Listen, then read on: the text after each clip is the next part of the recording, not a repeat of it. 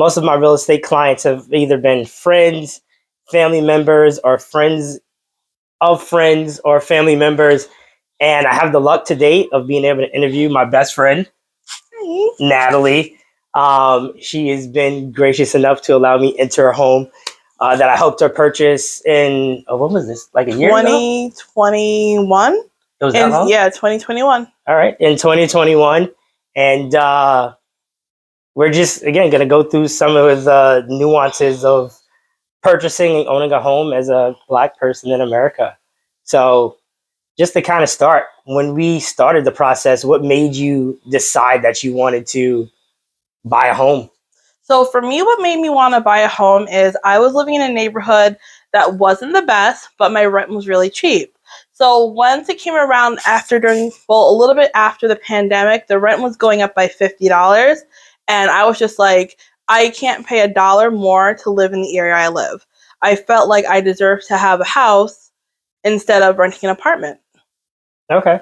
Well, she's being very gracious. What she isn't saying is the apartment was in a building that I actually owned. And she would occasionally send me like cell phone videos of the SWAT team raiding the house across the street and having shootouts. I'm like, listen, I don't live in that neighborhood, so I didn't know it was this bad, but it's good to know what it is like down there. Like literally 2 houses down and across the street. Like every month she would send me a video of the SWAT team kicking in the door, and you hear pap, pap, pap, pap, pap, pap, pap, pap in the background. And I'm like, I really didn't know this neighborhood was and like it was that. like the first time I lived in a neighborhood like that. And I used to commute to work and I would take the bus. It was right out the door, 15-minute commute. But I stopped doing that because someone got stabbed at the bus stop.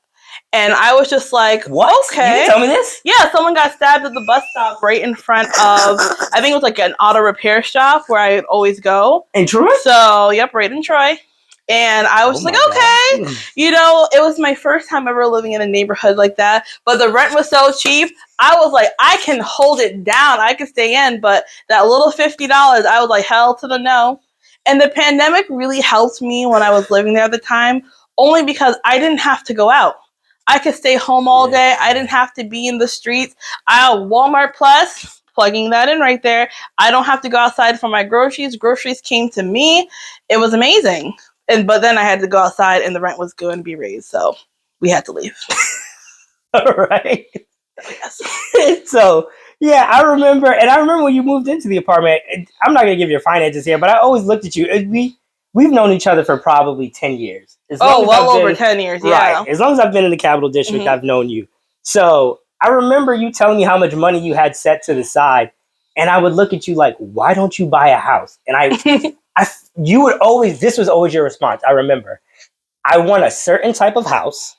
So I know I have to put a certain amount of money down, and I would give you all your options. Like you could put 3.5%. You're like, nope, this is how much I'm putting down. Yep. This is the math I figured out in my head.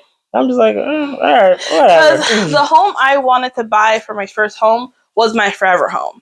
The home I purchased now is my first home. It's going to be my investment property, probably a property I won't ever sell unless it's like a huge increase for me, because when I imagined where I was going to live, when I was manifesting and envisioning it, I really wanted like that forever home, 5-bedroom, 3-bath, 2-car garage, and someone to maintain the property that just came with it. Like, I had very high dreams, and I always wanted to put at least 20% down because I didn't want to have to do that insurance, that tax on, I forgot what it's called. PMI, private mortgage insurance. Yeah. But then I learned some more stuff about how to get it off. So I just always wanted to put myself in the best financial position.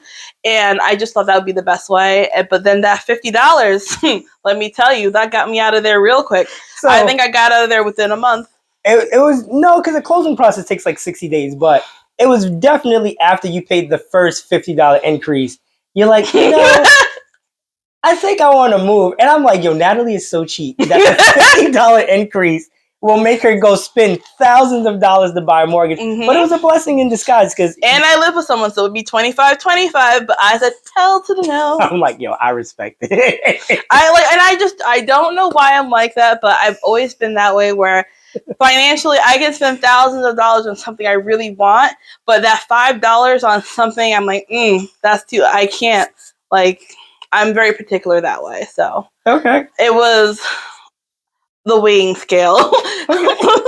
So when you were growing up, what was your home like? Did you grow up in an apartment? Did you grow up in a house? What was that for you? So for me growing up, it was always apartments. It was always apartments since I was born until high school when I lived in my first house. And when I was 14, we lived in a house, and that was my first experience with it. And that was in Westchester, New York. Like when I was in high school and college, like I knew a little bit about home ownership, how to care for a house, how to maintain it, all the work that goes into it. Yeah. Because with my foster mother, I was actually able to see that example. I mean, that's pretty dope. How do you think that a dichotomy may not be the right word, but having had experience both living in an apartment and living in a house, how do you think that affects you and your decision to buy a home? It probably delayed it because when I was growing up, I was very happy in my apartments because it wasn't the side of the apartment that made me happy. It was always the people that were there. So I've lived in really small apartments.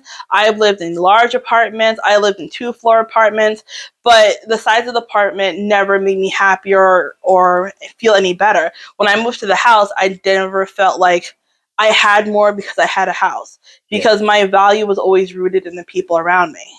Yeah, home is definitely always going to be the people you share it with, because I'm in a bigger house now, and you can definitely get lost with like somebody's in the basement, somebody's upstairs in the living room, and it's like, where? And sometimes a large house can feel empty when you notice it. When the people aren't there, it feels empty. So it's like that love in an apartment, in a home, like it can fill that space no matter what it is.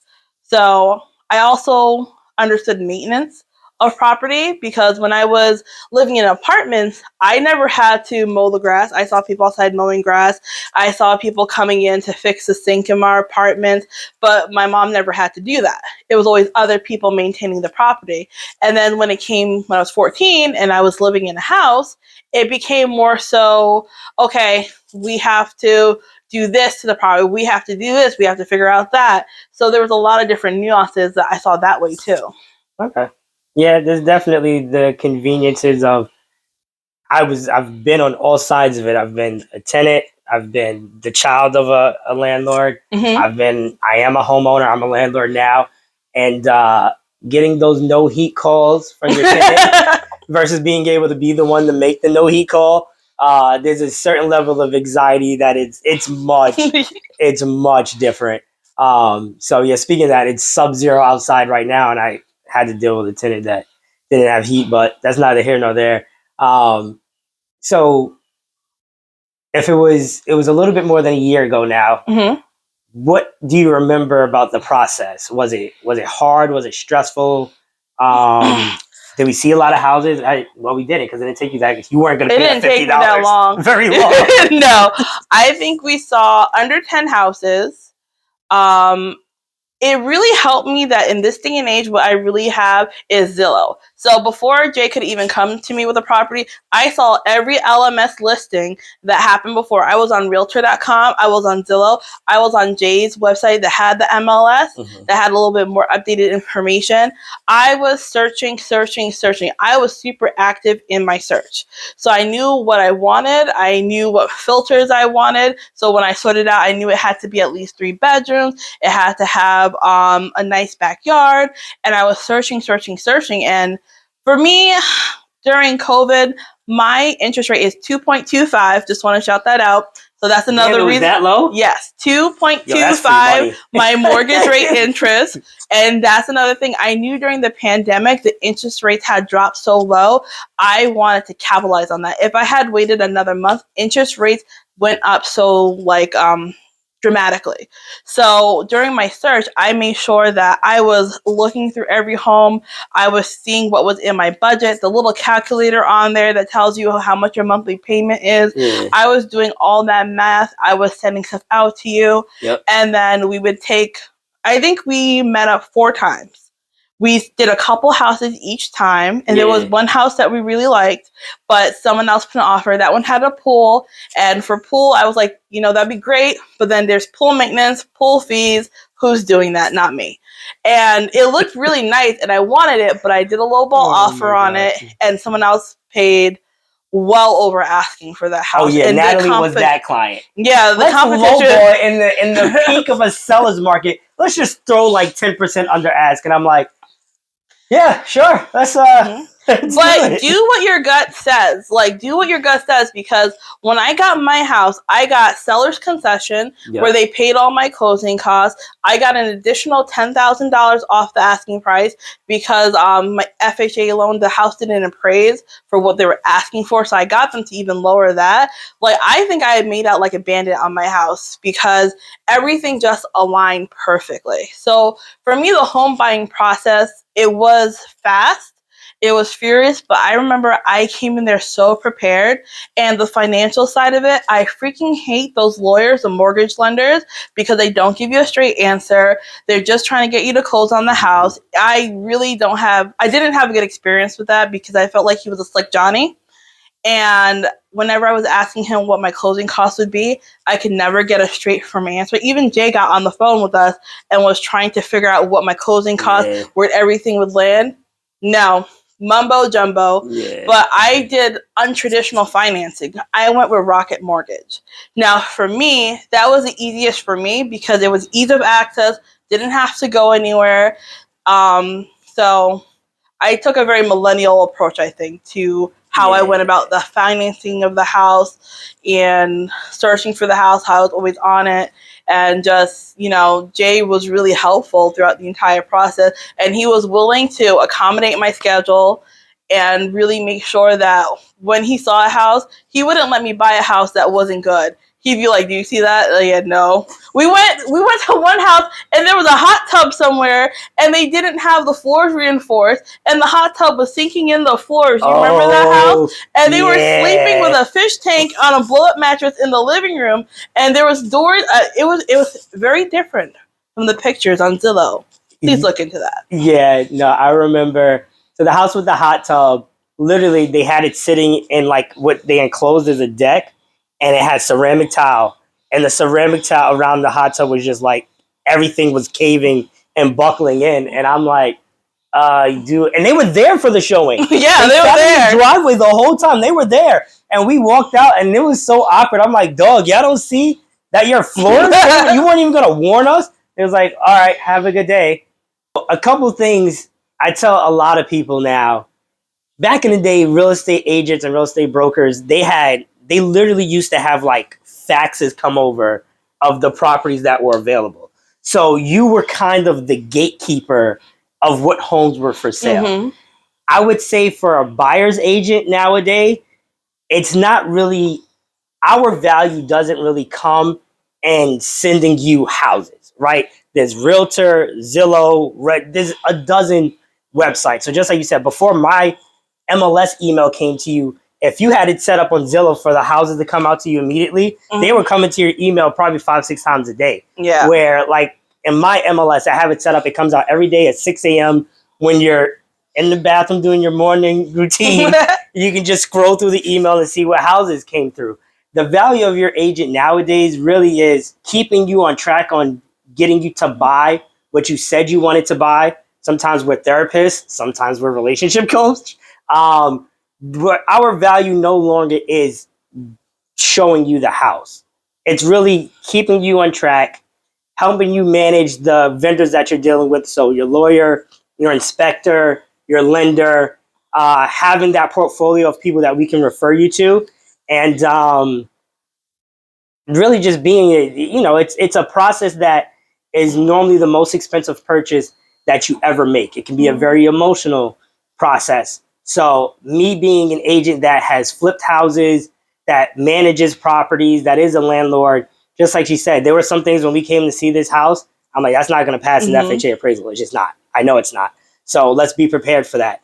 That this roof is at the end of its life. That hot water tank is at the end of its life. That one of the things I like to look for when you go in basements, if there's studs to see if there's any water lines on the studs or the steps and stuff like that, to know if there's any water that came in. So that's where your agent's value comes in nowadays. And that's why more times than not, it winds up being someone that you know that you use as an agent. Because again, we don't really gatekeep the information of houses anymore.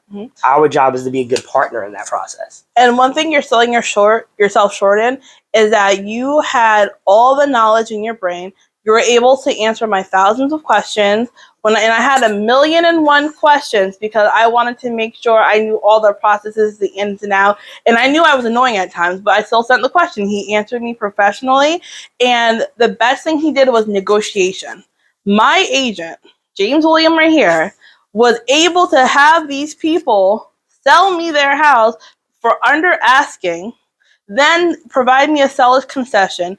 And when I actually got to hear him negotiate with the actual realtor on the other end, kind of explain the process and walk it through him, I was just like, he was knowledgeable. He was able to make it a win-win scenario, which as a former salesman, I truly appreciate.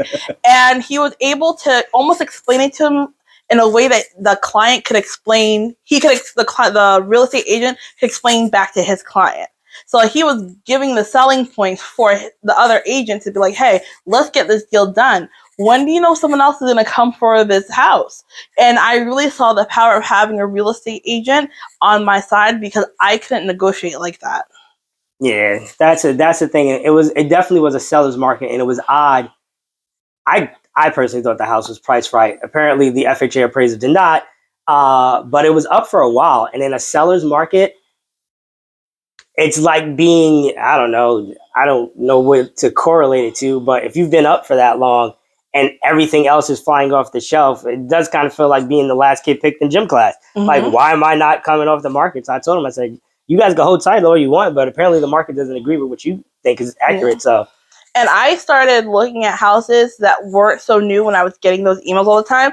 I started looking on the other end, the older houses. I wanted them desperate for my money and for my sale. I am not ashamed of that. I am not ashamed at all about that. Because I knew, so when someone else come in to look at this house, you've been on the site for a while now, 320-something days. That sounds like a year to me. Yeah. And it's always fun when the house has been up for like 3-4 months, and all of a sudden when you send your offer in, oh yeah, we just so happen to get another one. Great, take it. Whatever. I don't believe you. So, but yeah. So with that being said, what preconceived notions did you come into this with in regards to buying a house? I thought buying a house would take forever. I thought buying a house would be more expensive than what it was. Okay. There's a lot of programs out there that actually help you with down payment costs. There's a lot of, I didn't know what a selling concession was when I came into it. I just knew I wanted a discount because that's how I am. And I just felt like it was going to be an overwhelming process. So I think before I thought about buying a home, maybe I thought about it like 2-3 years ago, and I thought about the process like, you know what, I don't have time for that. I feel like it's going to be strenuous. I feel like it's going to take a lot out of me. And I thought it was going to be an uphill battle every step of the way. And compared to my comfortability, it wasn't worth it to go through the hassle. So when I was thinking about buying a home, I really thought about ease of process. Am I happy where I am now? And that's really what led me to my decision. Yep. Okay. Would you say it was less difficult than you anticipated? Yeah. Okay. And you know what? Because I realized I'm the buyer. I'm the one coming to you with the money. And even my lawyer, when I was at the closing table, when I was running a little late, she was like, don't worry about being late. You're giving them money. They can wait as long as they need to. And I was like, Miss Kim, okay. Like, because I was like running in, and like my sister had driven me, and she's like, no, you're the client here. They're also the client. We want to respect each other's time. But, get yourself settled. Do you want to drink? Like, she really put that power in my hand. And I used a black attorney. Yep. Shout out to Kimberly Wallace and Rashida Turner over at Wallace & Turner. She made me so confident. She made me so comfortable. And she really knew her stuff. Like, she made me feel like I was completely secure the whole time. And at any moment I could say no. I didn't have to go through with it. It was whatever I was comfortable with. Yeah. So I think the process was so much easier because I had a great team around me. Like, if I had gone with maybe another realtor or another, the experience could have been different. Yeah. So, and because we're best friends, it was fun. It was sometimes it was just an opportunity because you get so busy, right? Sometimes it was just an opportunity. We would stand outside the showing for like an hour. You see the homeowner coming back, and like, "What's up, fam? Have a good night. We don't really like the house, but thank you for letting us in." Yeah, because we would walk into a house, and I think when I first started coming to houses, I almost felt like when you have an intention to buy, so there was like a little pressure when I first saw a house. Like, I wanted to like it so much, and I just felt like that pressure. But when I started going through houses, I could tell the first couple minutes of being in a house whether I could live in there or not, just from the vibes, the feels. Maybe there was a non-negotiable that I didn't think about that happened. Like, when I came to this house, I remember I got in the shower and I stood in it. I was like, "Oh, okay, I like this." I felt at home. I felt comfortable. Like, I remember I laid down in the shower. I got in there. I was like, "Okay, I could take a bath here. I can see that be my quiet time." And I walked through the house, and it just felt like a very homey, nice vibe. And the sellers were fabulous sellers. They were such good-spirited people.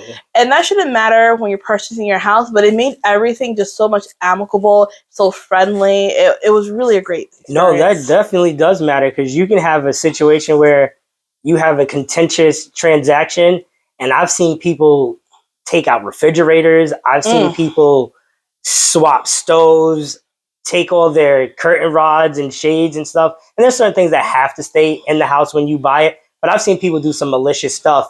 My parents, when they bought their house, they took the swing set, which they told us we could have, and they took the hot tub, which was hardwired to the house. And there was this bit of contention of like, is the hot tub part of the transaction? And we just were like, you know something? Take the hot tub, take the swing set, take our money. We just want you to know. And this is why I wanted to put this programming on. There became this question during that transaction of, are you doing this because you need the money? Are you doing this to be spiteful? Which throughout the course of that transaction, it wasn't the case. Are you doing this because of the color of our skin? If they just so happen to see this, we made no determination on that answer. But it does lead to the question of that last one that I asked. Is that the case? And if you've ever been like to a restaurant or something like that, where you feel like you got bad service because of the color of your skin, and whenever it's happened to me with my family and it came time to pay the bill, we would pay the whole bill as a tip to whoever the server was that they swapped the server out that was giving us bad service. So we would give them the full cost of the bill plus whatever the tip, whatever the tip would be on top of whatever the bill was. Just so you know, we weren't going to come here and try to, not pay you the tab or be difficult.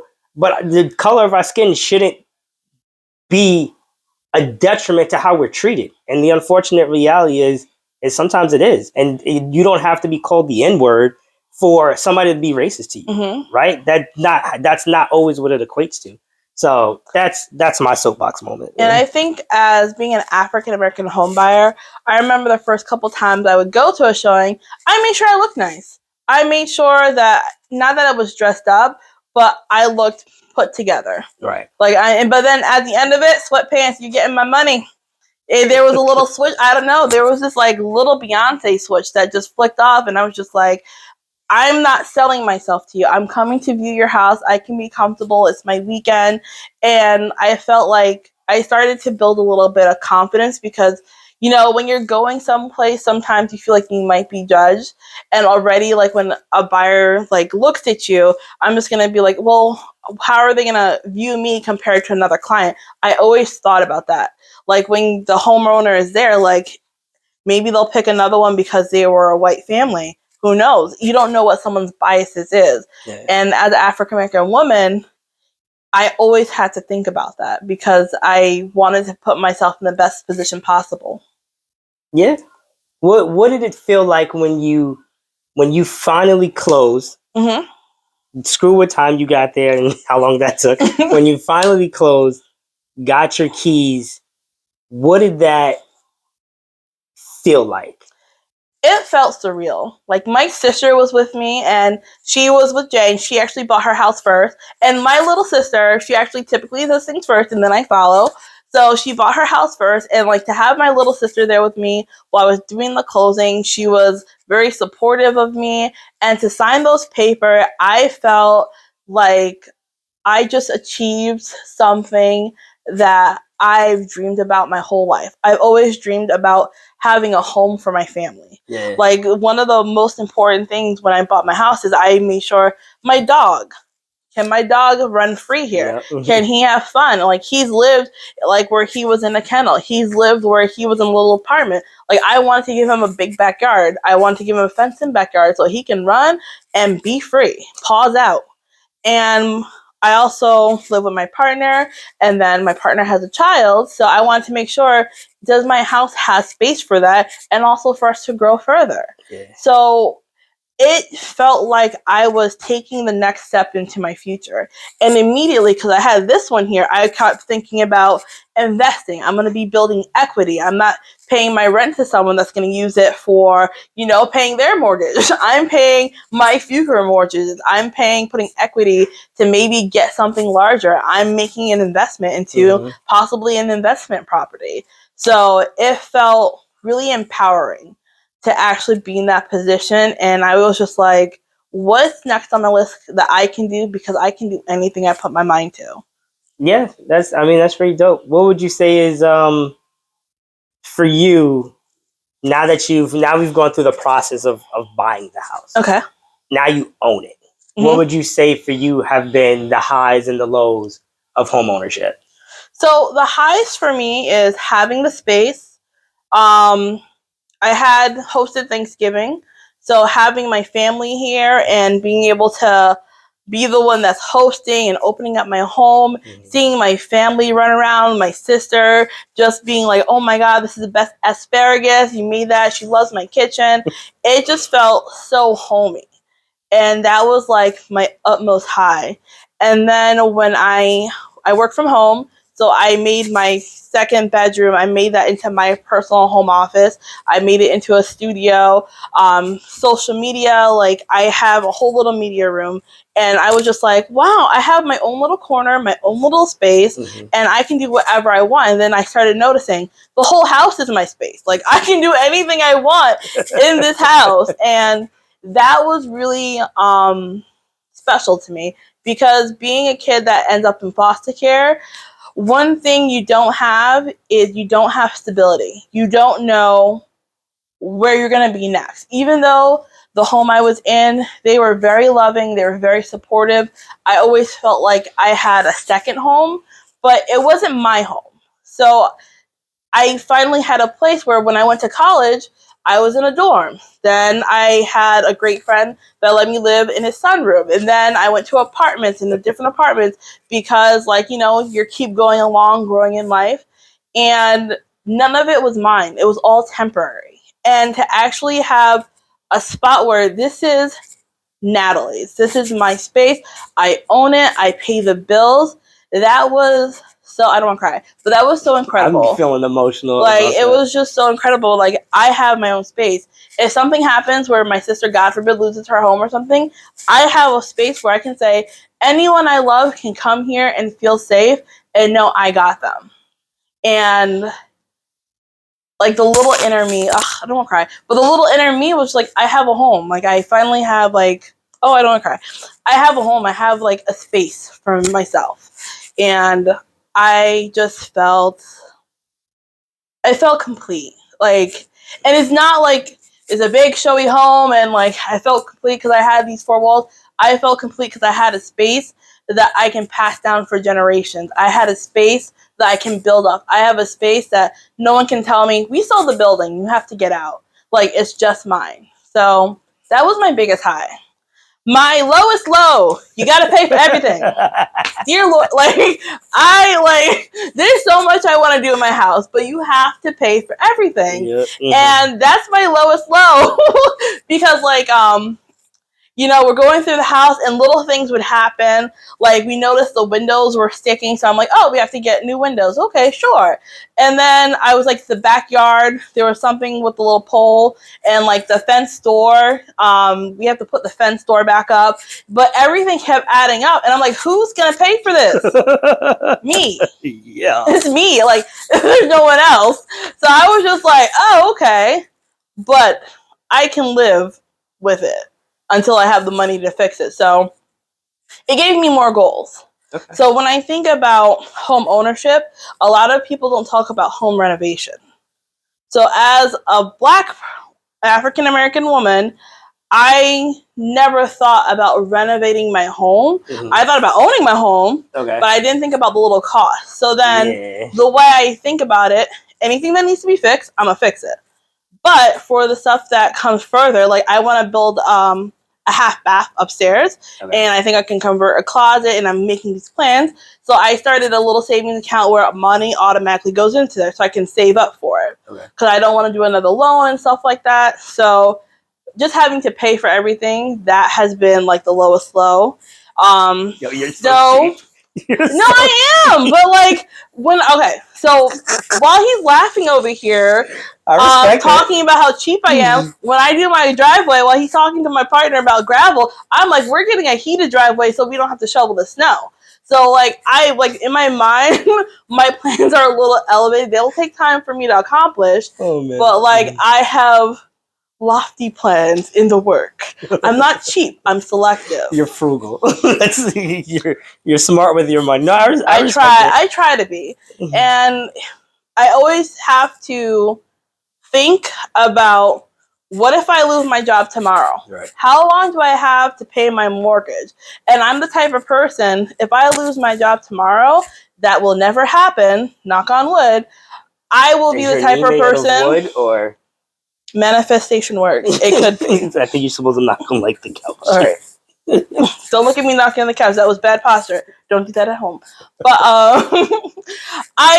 you just always have to think about that stuff. So that's another. It's not a low and it's not a high, but it's something I always have to balance and consider when I do everything. Should I go on this vacation? Should I put this hotel on my credit card? We're going to go see that guy at Proctor's, and I bought the tickets. Like, I have to weigh out everything and balance my life. And I'm also pushing myself forward. Like, I have promotional goals for my careers. I have goals for my social media platform. There's so much I'm trying to build and stack and push myself forward. It a social media platform, it's a business. Oh, my social media business. Right. I don't know why I winked there, so I apologize. Yeah. But my social media, yes, my social media business, where I'm really trying to capitalize on just, what I got and what I can offer the world. And me having a house has pushed me to greater goals, because this is probably the biggest goal I've ever had. The biggest thing that was on my vision board 6 months before I bought my house, it was on my vision board to buy a house. So and look at God, I expedited that for you. Because you wanted to raise my rent. So God works in mysterious ways, but Jay wanted something with that $50. I don't know what he was going to do with it, but I understand. Pay the water bill. Oh, and that's something funny. Actually, I'm not going to say that on camera. I haven't paid a water bill. And I don't know if I have to pay a water bill. He doesn't have a water bill. Oh, okay. So I didn't want the government to come for me. It's in your taxes. I never got a water bill, but Jay was the first person who told me about a water bill. Yeah. And he wanted me to pay that at the apartment. And you best believe I saw bills coming. I'm like, I don't know what those are. Not my name. So I've never paid the water bill. Yeah, no. In your municipality, water is wrapped into your taxes, so you're good. Yeah, so good to know. So what would you consider... Not even consider. Again, another part of the nuances of owning a home as a person of color. How many people of color would you say live on your street? People of color that I include, like Caribbean, Indian, any person of color, I want to say is 10% or lower. It's a predominantly white neighborhood here. And how would you say that?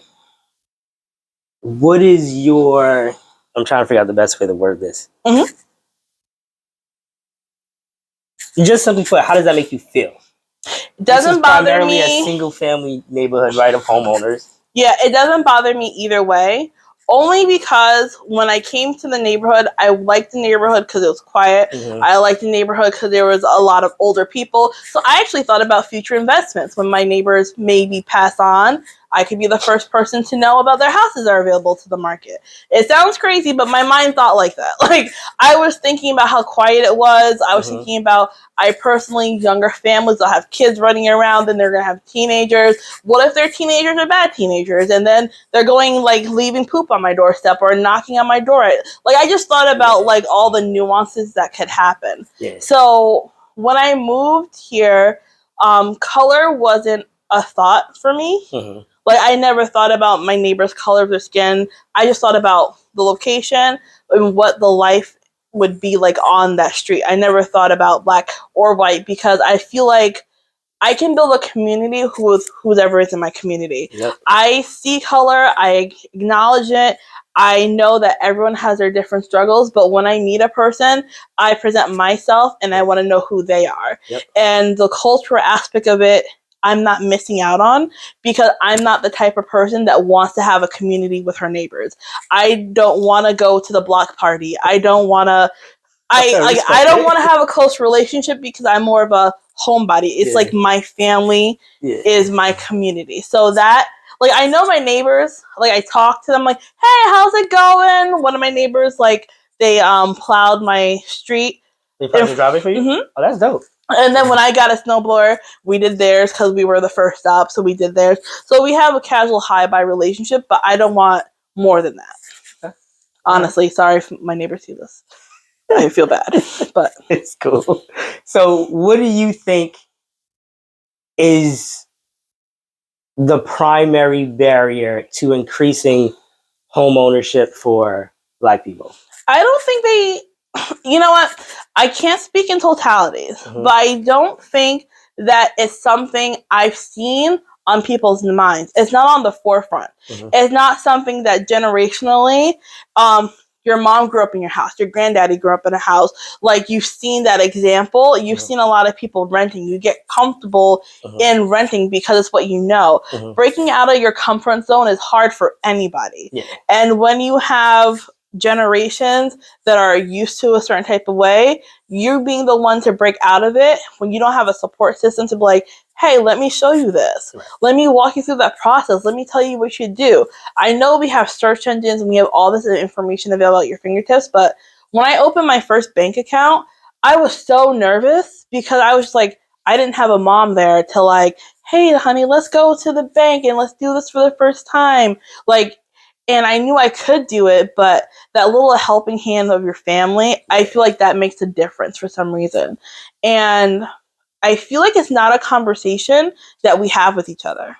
Like, when I was talking to my friends and families, home ownership would happen with you. It would happen with a couple other people, but it wasn't something that was like the forefront of our minds. Yeah. We were thinking about careers, jobs, advancing, but we never said, hey, what about home ownership? Like, I think I'm ready. That was actually conversations I noticed everyone having with their partners, with their close people that, like, maybe your sister, but you weren't really like talking to everyone about it, you know? Yeah. So I feel like it not being a conversation topic or something coming up might be something that helps. And also there's a stigma.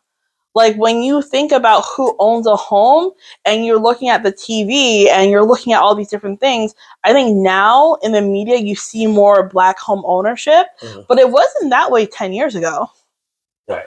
It just wasn't. Yeah. And I feel like in order to achieve something, you have to see it. You have to want it. There has to be some desire. It could happen naturally, but what sets that spark for a person? Yeah, representation matters. It's a real thing. I'm a huge believer in representation, and that's, again, part of why I want to do this segment. I want people to see people that look like them talking about buying a house, what it's like to own a house, the ups and the downs of it. It's not, it's not all the Huxtables all the time, but it's still, just like she touched on earlier, it's still yours. Home gives you just that. Buying your own home gives you home. And I know people that have purchased houses that it may have been crumbling down around them, but you know something? It was theirs. Yep. And that's all that matters. You know how you guarantee your housing? You buy it. You own it. So it eliminates, if you, again, as long as you're paying your bills, your mortgage, your taxes, and whatnot, it is one of the best ways to eliminate housing instability, of avoiding somebody coming in and telling you, just like Natalie said, I sold the house, you got to go. I'm raising your rent. Whatever it may be. You buy your house, you make the rules. So I'm a huge proponent for owning your own home. So yeah, so that is the end. I thank Natalie again for just taking me down a path of memory lane. It was a fun process. Yeah. It was definitely a fun process to help you buy a house, and you've made some great improvements. It looks lovely in here. Thank you. So I'll also post the link to her social. What did you call it? Social media My social media platform. I'll post her platform. I'll Skincare post Beauty it to Dreams. that. So I'll put it in the notes below. Everybody go follow her, please. Support her entrepreneurial single Black woman business, right? It's not just a little platform, it's a business. And I'm proud of you. Thank you. I'm very proud of you. So I'll see you guys next week.